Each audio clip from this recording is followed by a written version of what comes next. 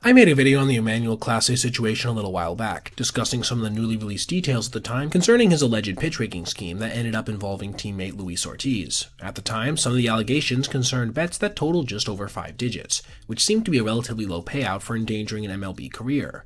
But, as I mentioned in that video, the full scope of the operation had not been revealed yet, and it was just yesterday that Jeff Passan relayed some huge news from Dave Purdom, that prosecutors are putting forward that the scope of his scheme was much more ornate than was previously laid out. They're asserting that he rigged pitches in at least 48 separate games spread over multiple seasons. And again, these are more than likely just the ones they have some kind of evidence on. This cracks the whole situation, in my opinion, wide open, basically laying out that every single bad miss that he's had in a non-clutch situation is now under suspicion of being intentional, which, honestly, is a huge part of the principle of why you're not allowed to engage in stuff like this as a professional athlete. It just taints everything.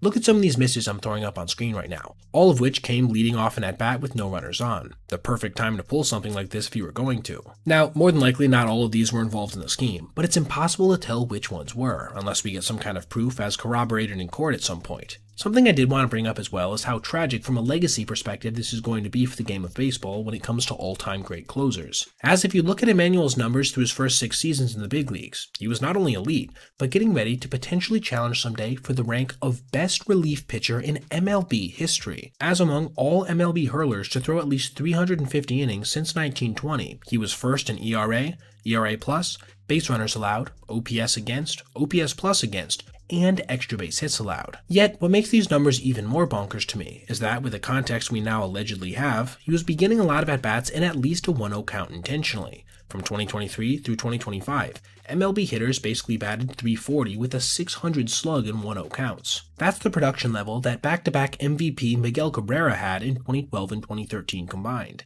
Yet, despite this massive disadvantage he was, again, allegedly, putting himself at, he still was off to arguably the greatest start we had ever seen from an MLB reliever. I just want to say, once again, what a shame. Not just for general baseball fans, mind you, who will potentially be robbed of a chance to see all-time levels of greatness, but for Cleveland fans specifically, who may lose the best arm in their bullpen to one of the most shameful scandals in the history of the entire sport.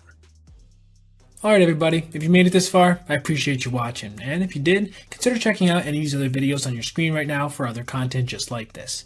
Also, if you ever see anything you'd like to see me detail in the video, feel free to reach out to my email, basebpoet@gmail.com, and if I end up using your idea, I'll give you a shout out.